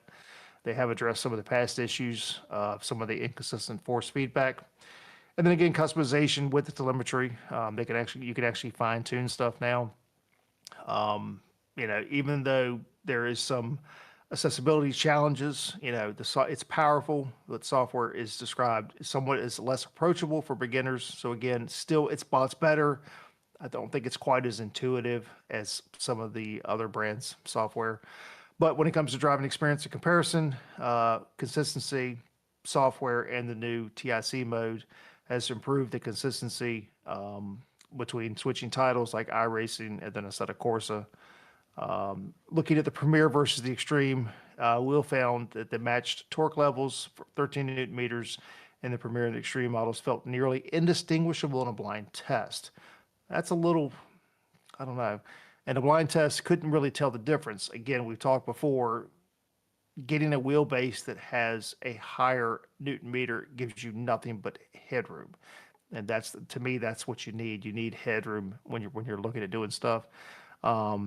So final recommendation, Will does conclude that the V&M products are excellent for power users. Again, if you're looking for somebody who wants a super powerful base, 32 newton meters is almost overkill. And if you enjoy the technical fine tuning to achieve what's your personalized experience, this is a good idea for you. But if you're one of those that is kind of a plug and play, other brands might be a little bit more suitable for you, just as the ecosystem for V&M is not quite as plug and play as you would have with, say, a SimMagic, and even I'd probably say even especially like a Moza along those lines, even a SimuCube. This one really gets me. The force feedback quality is now considered neck and neck with top tier brands like SimiCube 2 and VRS. And so for him to put the V&M in that same category with the SimiCube 2, that's saying something. Okay, that's saying, look, this is a pretty good product. And based on price, boy, he's got him beat. On the SimiCube side for sure. Yeah, I mean, we've talked before. I mean, Dan Suzuki, this is his daily driver now, V&M. This is Dan Suzuki's, daily driver is the V&M. I don't know if he's using the 25 or the 32, but yeah, I mean, it's again, like I said, when you look at newton meters per dollar, this is probably your best value. All right, Greg, we have the Torque Sim 6 DOF. Yeah, so I was just looking at the video here for this. It's actually they're using Nordschleifer to show simulate what it's doing. It's actually it's a very what do I call this? Kind of like spider legs type DOF system here, right? Um, Big, real It's big. big. I was looking on the site. Obviously, it says request a quote. It's Yeah, then 20. that tells you everything. Well, it says is it 25,000 euros or 32,000 euros? Oh, 25,000 just for the motion platform. Yeah, If you want a ready to race it's 32. platform, yeah, along with all your other stuff, 32,000 euros. I was just gonna say it's a pretty rig. It obviously is gonna take up a pretty substantial portion of your room. You need two dining rooms for this type of thing, I guess, Mike. But Yeah. it's the way they on the site they show it moving like the heave, pitch, surge, roll, yaw, and sway. It moves really nice. Like I would love to. I would something like this. I would hope that we could see at a sim expo sometime. I'd like to try it. Yeah, I mean it's a company out of Europe, obviously, that I found recently called Torque Sim, and it reminds me of Driven Dynamics, the Spider type motion systems they have, and I'm sure it feels similar, but you know, looking at the when you watch the motion guys and you look at the rig part and you see the black seat in front of it, I can see that seat kind of swaying back and forth. It's not completely solid with the rig. What are we seeing there? Kind of, I would think the seat would be bolted down to the rig part, but I see it kind of moving back and forth as the thing goes left Well, and right. yeah, I mean, I don't know if that's some sort of mounting bracket that actually gives a little bit of motion, not necessarily motion, but giving a little bit And of play. play in it. But yeah, I see exactly what you're saying. Is it maybe to just kind of give it like a shock cushion to it so it's not so It's not abrasive so with the hits? rigid. Yeah, maybe. Because it looks like it's being suspended almost like on like strapping. All right, next up is a beautiful looking seat made out of carbon fiber, it looks like, but it's Enduro by Tillette Racing Seats. And they show off some pictures here. It says, introducing the Enduro, the first ever dedicated sim seat from Tillette. Born from decades of race proven expertise and evolved from our B4 seat, the Enduro delivers authentic motorsports ergonomics with enhanced comfort and accessibility for more drivers. What do you think? It doesn't look too comfortable, though. Kind of a formula seat more Oh, than, yeah, I'm trying to. I'm on the website and trying to find. Yeah, I don't even see it listed on their website yet. it's new. Yeah, but look, it's got that real premium, thin kind of carbon fiber look. I don't see a lot of padding on it, and it is a formula style.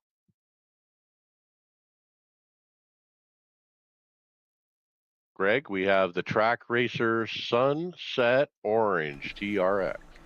Yeah, so this is just in their TRX line of they're just coming in the orange sunset orange color. It's very very very bright.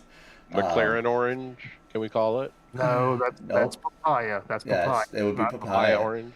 I wouldn't say that they want Mike. They wouldn't even get close to it because this site's. It looks like they're in works with Alpine, so they wouldn't have um, the another F1 company's live thing on there. But yeah, so this is just goes with their normal TRX line. They have this comes in a bunch of different colors, so they just added the orange, which is very very nice. It is a nice looking rig. I don't know what these type of rigs are like, but um, yeah, I it looks very sturdy.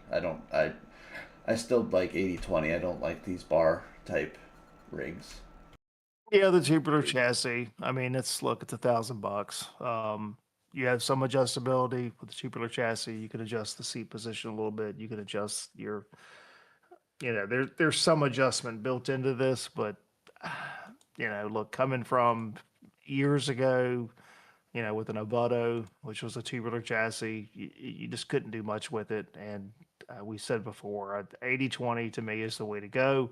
These look cool, and from an aesthetic point, yeah, it's really cool. It's bright orange, and how cool does that look? But I want something that's going to last forever. And you know, like we said, with 80/20, you buy once, you cry once. You can kind of change and do whatever you want to do, and there's no reason for me ever to replace this chassis.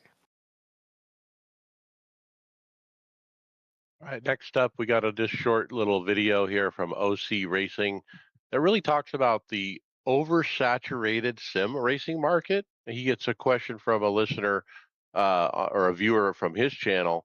Is the sim racing market oversaturated? And he goes on to say maybe, but he actually likes it.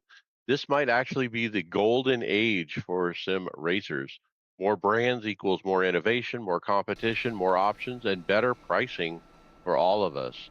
Look, I don't think there is a thing as such a thing as oversaturation. I think the more the merrier. I think it drives pricing down. You look at what's happened with companies like Moza, um, driving prices down, basically, coming in to compete, and they are competing. And in fact, we have a story later where looks like Moses is going to do motion, and you got to wonder what kind of price point that's going to be at, considering their reputation. But what do you guys think? Are we oversaturated? Um, I I think it's good for the whole industry because even with the technology that like if the sim racing seems to be just it has exploded over the last couple of years and with all the technology, but I'm following all the other type of sims like flight sim and farming sim and trucking sims, and they all seem to, they're starting to get their like the flight sim's been around for years. They've had their stuff, and they're integrating with some of the technology that's coming off of sim racing and stuff like that. But now you're gonna you got components for farm simulation, and you got components for the trucking simulation, and it can only be a good thing to have more options, can it? Like I can't see. We used to only have a couple different wheels that we could choose from when we first started sim racing. Now we got endless things. You can build whatever you want. You can add whatever you want. People 3D print stuff and all that just to make it. The market is perfect for what it needs to be. If it's only oversaturated if you're overwhelmed by what you're looking for. Well, I get I try to think about somebody who's new to sim racing. How do you make a decision? I mean, there are so many options, and it's so easy to buy something. And I think when it's as saturated as it is, it turns into the continual upgrade, upgrade, upgrade, upgrade, upgrade.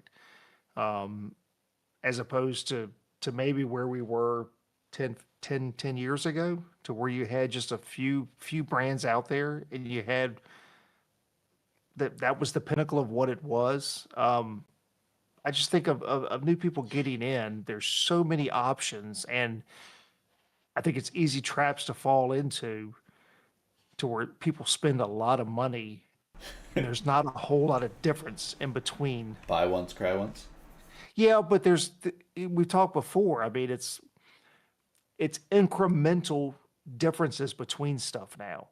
When you look at wheelbases for, say, direct drive wheelbase, outside of Newton meters, there's not a whole lot of difference between any of them. It really comes down more to the software. The hardware is so good. I don't know. I mean, it's overwhelming. I mean, think about how, look, guys, what do? Every week we spend 45 minutes to an hour talking about new items. This is every week. It never ends, right? It never ends. Well, you look at the Neo wheel or whatever it was, the Sim Magic one that was 300 and something dollars.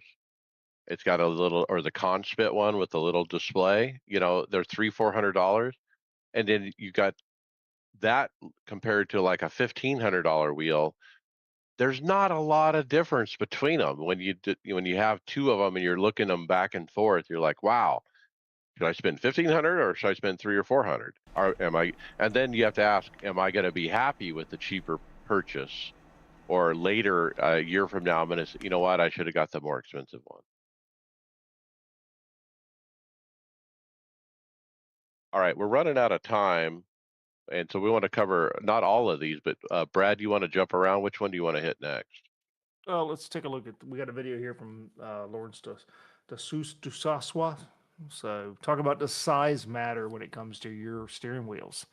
So here he explores the impact of steering wheel rim size on force feedback. Specifically, he's looking at a 330 round, a millimeter round rim versus the 270 millimeter GT style. So some of the key findings: a smaller rim significantly increases the perceived strength and the detail of force feedback. Again, we talked about this before. The lighter the wheel, the easier it is for your wheelbase to move that wheel. Weight inertia kind of explains that a heavier rim can feel a little bit numb, especially on a mid-range wheelbase. So if you're in that 12 to 13 newton meter, you may look at getting a lighter rim just because you're dealing with 12 to 13 newton meters. You want something that can actually move that base or move that wheel. Kind of the sweet spot again for wheelbase is somewhere in that 12 to 15 newton meter range. So again, look for smaller rims that don't weigh a ton. As far as force feedback tuning, your direct input, he spends a little bit of time talking about direct input versus telemetry. With a smaller rim, he preferred a higher ratio direct input versus the telemetry. But even maybe on a heavier rim, kind of maybe go the other way. Argument over more power. Again, Lawrence explains that high torque wheelbases, so when you get in that 18 to 20 newton meter plus, aren't about making the steering harder to turn in corners. They're more about conveying the sudden high frequency impact. So when you think about hitting a curb or a wall, when you get up into the higher frequency, the higher strength, you're getting a lot more force back out of your wheelbase. And again, headroom. We've talked a lot about this. 13 newton meters will give you a great experience when it comes to sim racing, but you don't have a whole lot of headroom. That's the one thing that I found. I had the Sim Magic Alpha 15 newton meter, and what I would find was I would clip quite a bit because I wanted more feedback out of the wheel. I wanted a heavier wheel, but I found that my clipping, I was getting the wheel would clip a lot more. Moving to the SemiCube 2 Pro, I can get the same amount of strength, same amount of force, and I never clip because I have the headroom in the wheelbase. So, what's the conclusion? Your wheel rim can ruin your force feedback experience. If you've got a very heavy wheel on a lighter wheelbase, it's going to make it numb. Let's think about the GSI. We talked about, Mike, you remember when we went to the Sim Gaming Expo. The GSI steering wheels are fantastic, but what's the one thing about them, Mike? Heavy, heavy. You're like, whoa. They're very heavy.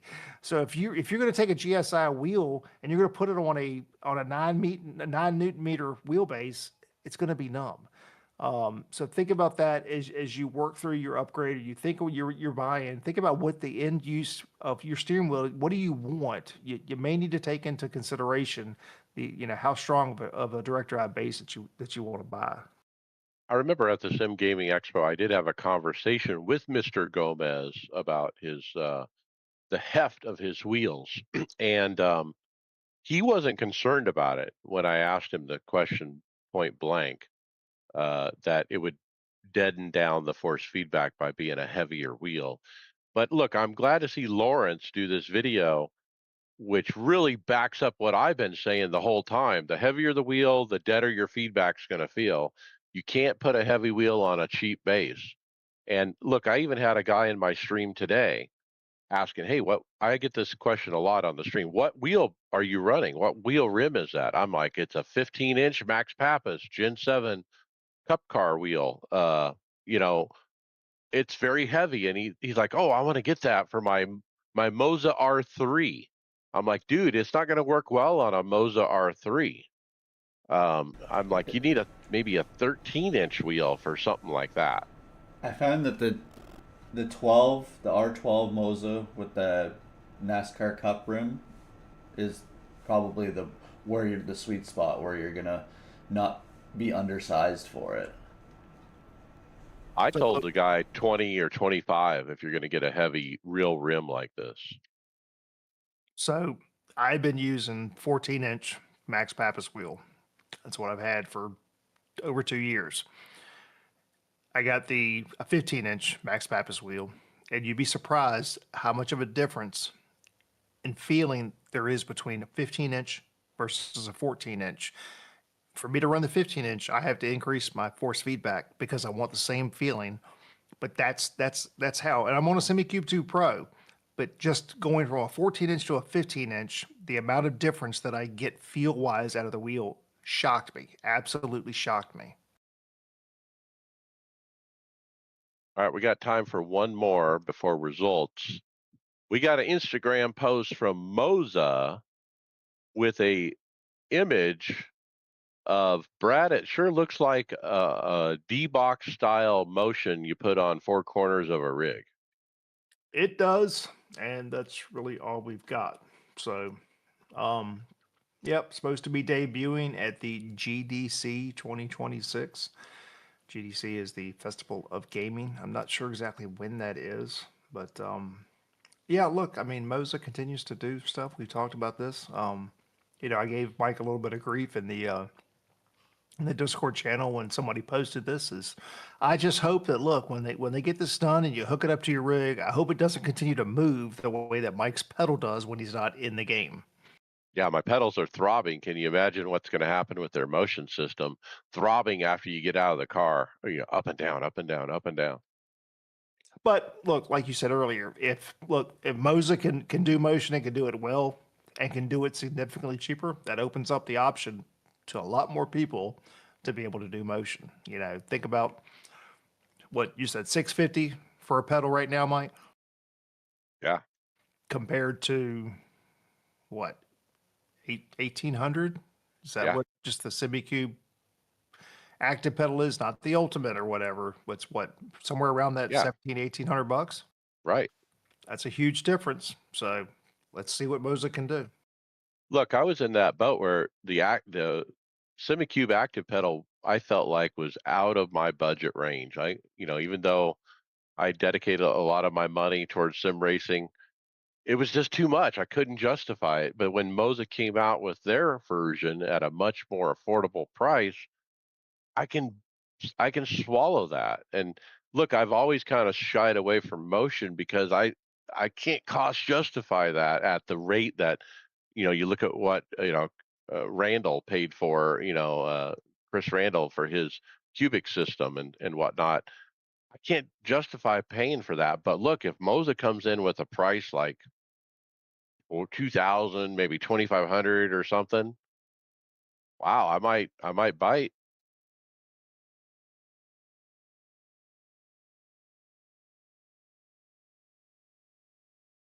All right, let's do results and talk first NASCAR iRacing series Wednesday Open. We got Chris Waldron P23. Cautions 24 for 75 laps. Wow. We couldn't make it through turn one. If we did, we couldn't complete a lap. Split two, 4,000 I rating race, and it was garbage. I kept getting caught up in someone else's mess.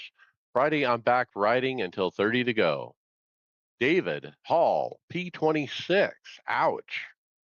Brad, ouch. P24. Yeah, David and I were in the same split, and it was yeah. So uh, started P4. I was up front for till about halfway through the race, and we had 9 cautions overall, so not a horrible race, but yeah, we're about halfway, and had finally pitted, and was back a little bit further, and I was actually talking to Chris. Chris had asked me a question about making some in car adjustments, and I'm trying to help him, and I missed my shift getting into turn one. Just absolutely, just missed it. Put it in the wall. Tried to keep it in the wall because I did not want to come back down into traffic. Well, in between turns one and two at Phoenix, there's a little bit of section of the wall that kind of jumps out a little bit. What section do you think I actually hit? I hit that, and that shot me back into the track. So Uh, 8 minutes of damage. Just look, 100% on me. There's nobody else to blame.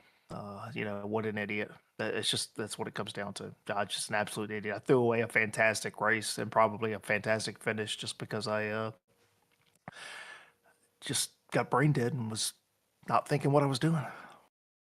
Yeah, look, it's hard to talk and drive at the same time when you're racing. You got to remember how fast we're going around an oval track. It's difficult to try to talk and I find myself if I'm talking on the stream or in the Discord to the team members, I'm not running as best as I can. I really am taking a step back usually when I'm on the mic. So you have to, pick your battles when it comes to the microphone usage. Thursday Open today, I ran at Phoenix and got a nice P4. Actually got wrecked in a three wide in the very first caution, 2.5 minutes damage. Look, looking back at that, I should have backed out. I was trying to keep my position. These guys were trying to get underneath me. I was going to hold my lane, but the guy on the outside just came down into me. But anyway, I ended up getting that eventually repaired. I kept it on the lead lap, made my way forward about around the halfway mark after the repairs were done, got up as high as P2. I was P3 on the final green white checker. Couldn't get it done. I finished P4. But look, I was in position to win at the end. Hey, we'll take it. Great run. A fixed Brad P3.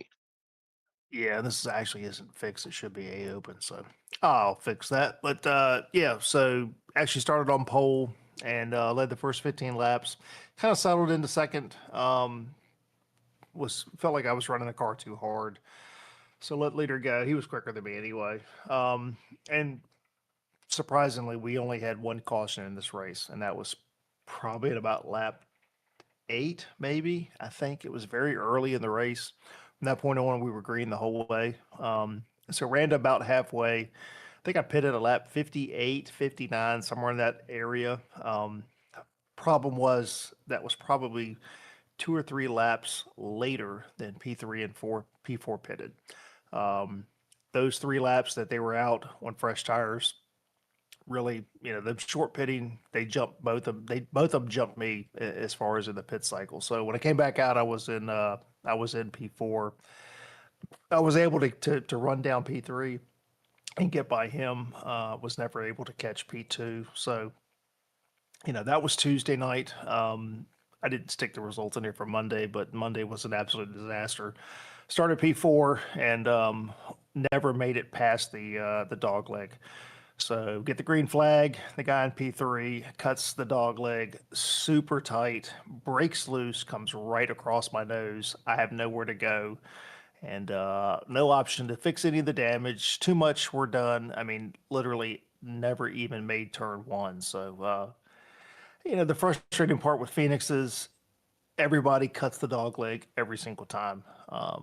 We don't see that in the real life, and I get it. It's for us. There's no reason not to cut it. It's quicker.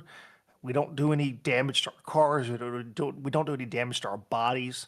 But it's just frustrating that you can't get into a rhythm and just run the track. I think we'd have much better races, less cautions. I mean, my gosh, Chris's race had 24 cautions, 75 laps under caution. It's a 156 lap race. That's absolutely insane. Yeah, the cautions were pretty out of control. Let's talk Ringmeister. Finish up the GT3 week. I started pole position about halfway through the lap. I clipped the curb and put it in the wall. Then I started P3 and hit some more curbs and wrecked out. Then I started second. I got to the lead, and then the guy I had passed for the lead was trying to run me over. I think he got mad. I got by him. Uh, I think he was trying to purposely wreck me. He gave me 8 different incident points. He eventually got around me, and then I was red. I was mad, upset, and I think I was trying to get back to him, to give him a little bumper, and I actually wrecked the car, and he went on to win the race. So that was pretty ugly. Then we switched cars to the BMW M2.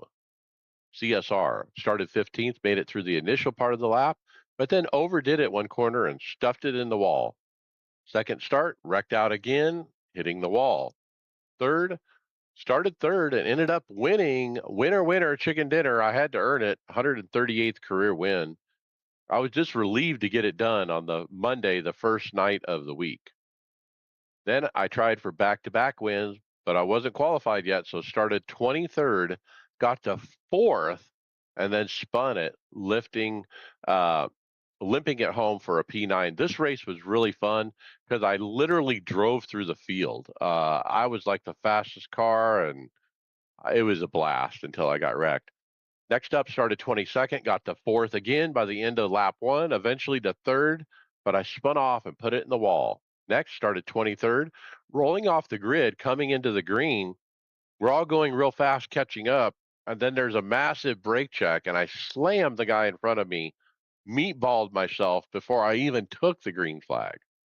Next up, started third, was running second when a guy tried to go side by side in the carousel. Look, the carousel is a one lane wide. He just slammed me. I had damage, and later at the end of the lap, the guy in second put me in the wall, and basically I was done. Next, started P2, got the lead in turn one, and never looked back. Finished P1 with an 8-second lead over the field. Winner, winner, chicken dinner number 139. And then next, I tried for two in a row. Started seventh, got to second, but then got hit from behind and actually wrecked out. IndyCar iRacing Series, Greg, P25. Yeah, so I entered in the first race of the season on the Friday. Was it Friday or Saturday afternoon? And going down the backstretch into just after the chicane. I can't think of the thing, but it's before you hit some of the high speed corners. The guy behind me didn't even hit the brakes. He just went straight through me like he was doing like over 100 miles an hour faster than I was going into the corner, and just totally destroyed my car. I think that's the most shocked I've ever been hit from behind ever. I don't know what happened. Never heard anything. It was a quick disconnect by him afterwards, and yeah, so it is what it is. And go on to, I guess we got to run Phoenix this week. All right, and then Major Series Sebring, David, P4, was P4 when caution came out, allowed a guy who I had outrun on a very long run to get by me, but the leader wrecked himself out. Brad, P13. Um, yeah, so really disappointing race. So this was the in the major series, they usually run some sort of historic. So this was Sebring 2 hours. We had the HPD class, and then we had the GT1. So we had Corvette, we had the Aston. I chose the Corvette, and ended up finishing P13. Was running P2 when I popped the motor going into tower. So I guess overshifted, downshifting. I'm not really sure what happened. Cannot think of the last time that I broke a motor outside of maybe overheating something. Way back in the day, it was easy to blow motors by over revving stuff and stuff like that.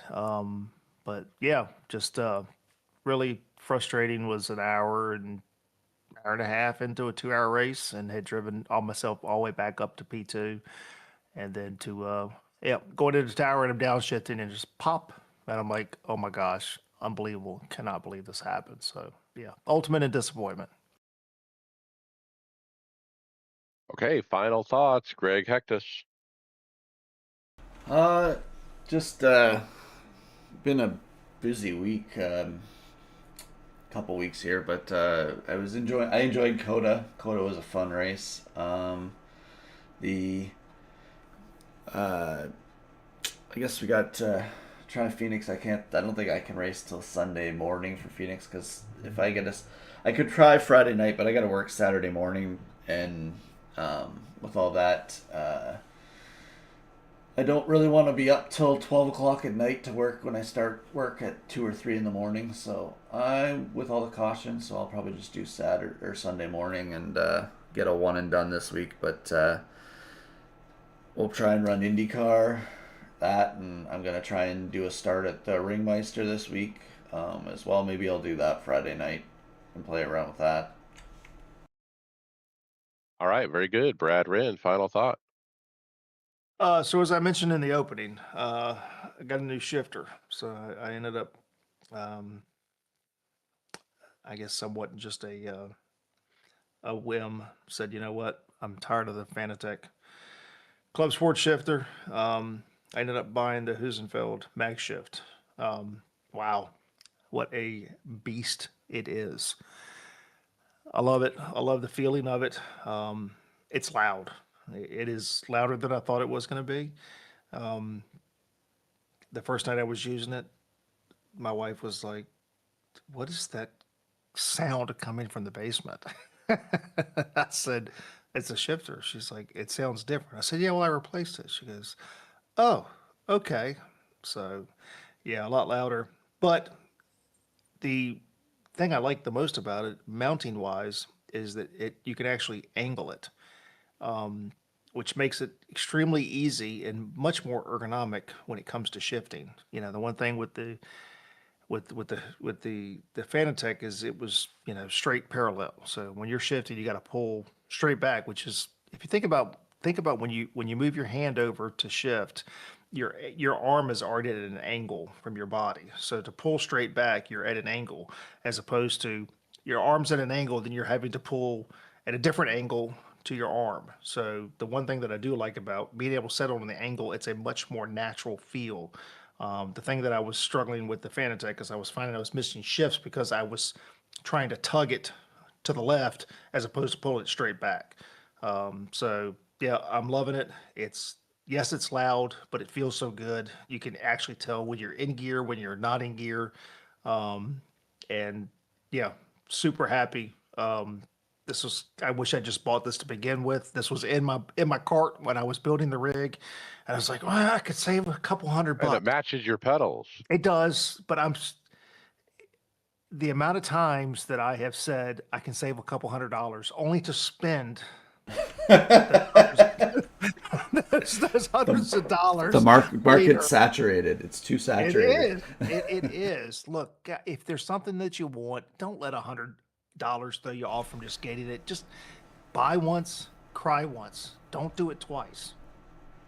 Well, actually, Mike, before you go here, with Brad saying there with new hardware, I did purchase. Or you purchased your dash there thing that you were talking about. You're probably going to talk about here, but I purchased a Lenovo tablet that I'm using for dash, but I can also for other games I can use it for controls for my farm sims and things like that I like to play as well. So also shout out to the guys in the I forgot to talk about this. The shout out for Bobby helped me with this, but I created another profile on my computer, not because I run when I do triples and iRacing, I individually do each monitor for iRacing instead of surround.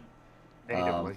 yeah, natively, and then but some games to do triples they want to use the surround NVIDIA surround. So I have another profile that's just set up for NVIDIA surround. So it actually worked pretty good. I still got to dial in some stuff, but shout out to Bobby and any of the guys that got back to me on that to do that. I'm not tech savvy like a lot of the guys here. Yeah, and I'll talk about my SimSport Gadget 8-inch DDU, all metal. Man, it is premium. It looks high end.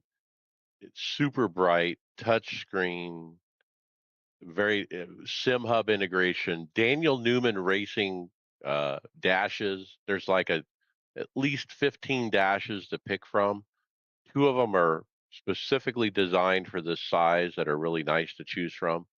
Um, what I found is those dashes have a lot of information on them because it is a big screen that can take advantage of that. But I don't look at it while I'm racing. It's too small, and some of the like on one side it has all the uh, you know lap times of people around me and all this stuff, and I'm like I don't even need all this stuff. But anyway, the data's there, but I'm learning I'm not really looking at it, but what I am enjoying is the LEDs around the top and the sides. The side ones they're using for they're like eye flag, but they're also spotter LEDs. Like if somebody comes along your left, it'll flash on the left. RPMs across the top, and I'm really enjoying the LED part of it and the way they're programmed with the Daniel Newman Racing. But for SimSport Gadget to partner with them to get that software side of it all perfect in SimHub was just like the cherry on top. I didn't expect any of that stuff or didn't realize that it was included when I bought it. But it was nice that it was just there and easy to use. So best $400 I've spent. So, Mike, I think you with SimSport Gadget, you get a year membership to Daniel Newman Racing, correct? So it didn't say anything like that. That Well, it was limited or a limited time. I use Daniel Newman Racing for my DDU, but there's also so much other stuff he's got, ambient light profiles, all kinds of stuff. So shout out to DNR, Daniel Newman Racing. It's great stuff. Yeah, look, you can throw a lot of information on a DDU, but you need to get it tailored to what you want to see. And don't get it so busy that you end up focusing more on the DDU than you do on the screen. So find what you need, and that's what you got to do. So I don't know what you're if you're using the endurance dash or if you're using the speedway or what you're using. Um, Endurance and Speedway, yep. switching between those. And the see-through one is really cool. Yeah, but you can, especially the endurance, you can tailor that to what you want. And again, there's a ton of information, but you got to find what works well for you. And that's what I've had to do over the last year or so since I bought mine. But yeah, Daniel Newman Racing, fantastic stuff, fantastic support that they get. Again, I won't use anybody else. I Mike, presume that part of the $400 I spent, part of that is a permanent licensing for DNR, but I'm not sure. But I assume that. Mike, the other thing too is you're talking about having so much stuff on the dash. Eventually, your eyes will get used to like peripherally, quickly glancing down and back up. You'll get used to what you're looking at to get the information. It it it just takes time with an external dash. Like when it's in the game, it's a little bit different. But when you have an external one, knowing what's there, what you're looking for, you'll eventually figure out what information is relevant for you and what's not. Yeah, and look, the see-through dash thing, I can't say enough about that. Like I get out of the car, I need to go look at a replay. I would normally have to like move left or right around it and to hit the button with the mouse, but boy, you just turn on the see-through dash and it fixes the whole problem. So kudos to them for that. But yeah, highly recommend that. Hey, with that, we'll see you on the track later.